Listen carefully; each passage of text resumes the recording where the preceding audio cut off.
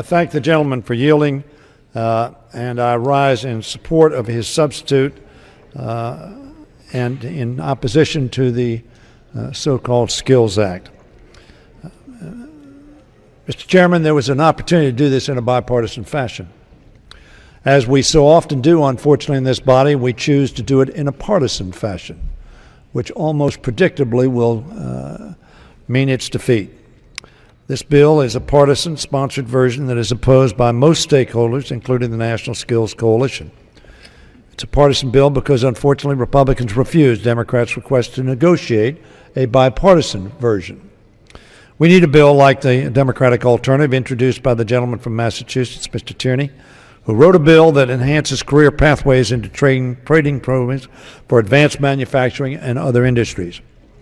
Our alternative would work to enhance partnerships with industry, maintain a role for all stakeholders in workforce investment, and protect services for those facing significant barriers to finding work. This is the type of approach that House Democrats' Make It in America plan is endorsed. Unfortunately, the Republican bill, on the other hand, would eliminate and/or consolidate 35 programs into a single workforce investment fund. That may sound good, but it lacks any priority of service for those facing the highest barriers to employment. These include low-income individuals and those with poor work histories. It ends the requirement that state and local workforce investment boards include representation of workers, labor representation, and it removes much-needed funding for low-income youth other than Job Corps. Mr. Chairman, this is not the Workforce Investment Act reauthorization that the American people expect, nor the one that Congress should pass. We need one that invests in competitiveness, jobs, and the growth of our manufacturing sector. We need the alternative offered by the gentleman from Massachusetts.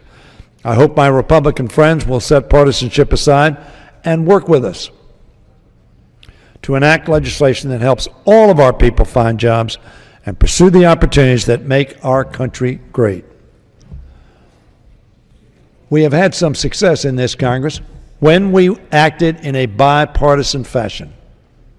We had it just a few days ago on the Violence Against Women Act. But when we act in a partisan fashion, we fail. And this country is sick of failure, sick of this Congress's inability to work together. And this is an example which a bill that has historically been passed in a bipartisan fashion comes to this floor in a very partisan fashion. What a shame. What a shame for America. What a shame for Americans.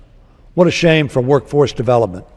What a shame for our ability to compete and to grow and create jobs. Let's pass this alternative that the gentleman from Massachusetts has offered, and I yield back the balance of my time. The gentleman's time has expired.